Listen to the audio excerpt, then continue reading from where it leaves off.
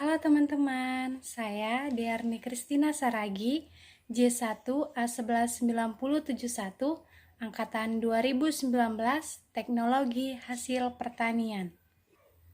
Di sini saya akan menjelaskan materi tentang senyawa polifenol.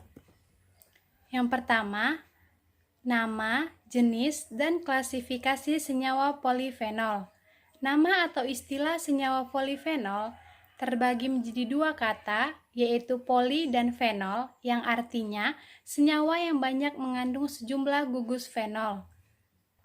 Istilah polifenol tidak didefinisikan dengan baik, tetapi secara umum disepakati bahwa mereka adalah produk alami yang memiliki struktur polifenol, yaitu beberapa gugus hidroksil pada cincin aromatik, termasuk 4 kelas utama, yaitu asam fenolat, flavonoid, stilbena, dan lignan. Jenis-jenis senyawa polifenol terbagi menjadi 4 macam. Yang pertama, flavonoid, yang kedua asam fenolat, yang ketiga amida polifenol, dan yang keempat polifenol lainnya. Yang pertama yaitu flavonoid. Beberapa contoh flavonoid yaitu quercetin, kaempferol, katekin, dan antosianin. Senyawa-senyawa flavonoid di atas bisa ditemukan pada apel, bawang merah, coklat hitam, dan kol merah. Yang kedua yaitu asam fenolat.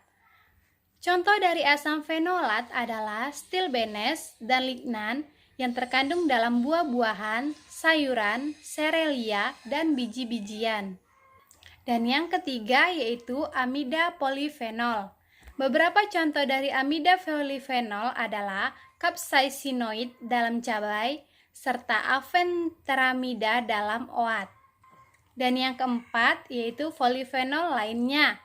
Beberapa senyawa yang termasuk dalam kelompok ini adalah resveratrol dalam red wine, asam elagat, kurkumin dalam kunyit, dan lignan dalam serelia, dan flaxseed.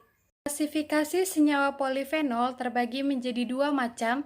Yang pertama berdasarkan unit basah, dan yang kedua berdasarkan subkomponen fenoliknya.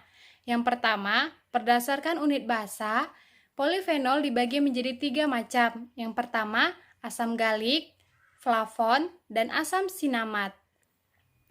Asam galik, senyawa ini memiliki struktur benzen yang tersubstitusi dengan 3 gugus OH- dan 1 gugus karboksilat. Contohnya seperti jenis hydrolyzable yang merupakan jenis tanin yang dapat larut di dalam air, membentuk asam galik dan asam protosatesuit dan gula. Contoh jenis ini adalah galotanin. Yang kedua, flavon. Jenis ini yang paling banyak terdapat di dalam polifenol. Contohnya, senyawa ini adalah epikatesin dan epigalotesin. Senyawa ini terkandung di dalam teh yang memiliki fungsi sebagai antioksida. Yang ketiga, asam sinamat. Salah satu contoh jenis ini adalah lignin. Banyak terdapat pada tumbuhan sebagai penyusun dinding sel. Senyawa ini berupa polimer yang memiliki struktur kompleks dan berat molekul lebih dari 10.000 monomer. Pada lignin disebut monolignol. Yang kedua, berdasarkan subkomponen fenoliknya, terbagi menjadi 6 macam. Yang pertama, fenol.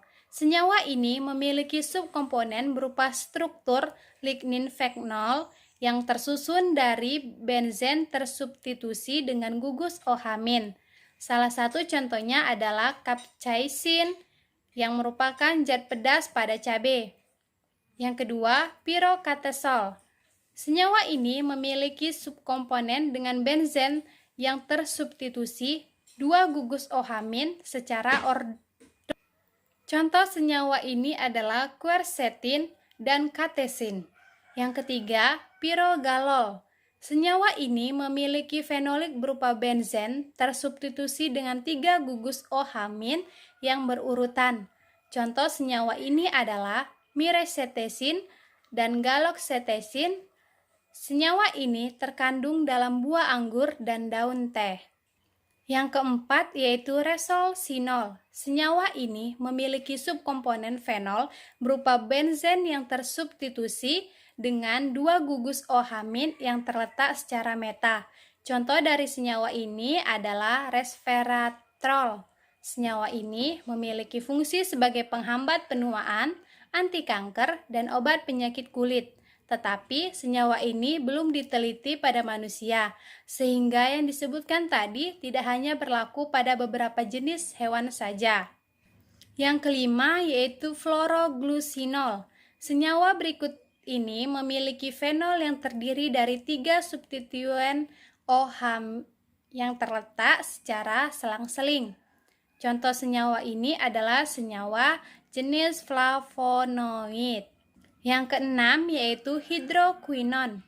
Polifenol jenis ini berbeda dengan jenis yang lainnya, terutama dalam hal aktivitasnya dalam tubuh. Senyawa ini mengandung subkomponen yang dapat menyebabkan kanker, sedangkan polifenol yang lainnya dapat berfungsi sebagai anti kanker. Senyawa ini memiliki jenis fenol berupa benzen yang tersubstitusi dengan dua gugus OH- yang terletak pada posisi para. Contoh senyawa ini berupa glikosida yang arbutin. B. Struktur senyawa polifenol bisa dilihat pada gambar berikut ini. C. Sumber senyawa polifenol pada pangan atau bahan hasil pertanian. Sumber makanan yang mengandung polifenol terdiri menjadi 4 bagian. Yang pertama, buah-buahan yang mengandung polifenol, contohnya anggur, apel, dan ceri. Yang kedua, sayuran yang mengandung polifenol yaitu bayam, bawang merah, brokoli, asparagus, dan wortel. Yang ketiga, biji-bijian dan kacang-kacangan. Beberapa jenis kacang yang banyak mengandung polifenolnya adalah kacang hitam, kacang putih, kacang chestnut, hazelnut, kemiri, kacang almond, dan kacang kenari. Sumber makanan lain yang mengandung polifenol yaitu beberapa minuman seperti kopi dan teh juga mengandung kandungan polifenol yang cukup banyak. Selain itu, wine atau anggur merah, coklat, dan margarin juga mengandung antioksidan yang tinggi. Yang D, sifat atau karakteristik senyawa polifenol terbagi menjadi 4 macam. Yang pertama, sering terdapat dalam bentuk glikosida polar. Yang kedua, cenderung mudah larut dalam air karena umumnya berikatan dengan gula sebagai glikosida. Yang ketiga, biasanya terdapat dalam vakuola sel. Dan yang keempat, berupa senyawa aromatik sehingga semuanya menunjukkan serapan kuat di daerah UV. E. Manfaat senyawa polifenol terhadap kesehatan manusia. Polifenol sebagai salah satu jenis antioksidan memiliki efek dapat mengurangi efek buruk radikal bebas, memelihara kesehatan tubuh, serta mengurangi resiko terkena beberapa penyakit kronis. Tidak hanya itu, polifenol juga memiliki manfaat lain diantaranya yaitu mencegah penyakit kardiovaskular, yang kedua menurunkan gula darah, yang ketiga menurunkan resiko kanker, yang keempat meningkatkan daya ingat, dan yang kelima menjaga kesehatan pencernaan. Demikianlah materi yang bisa saya sampaikan, semoga bermanfaat dan mudah dipahami. Terima kasih.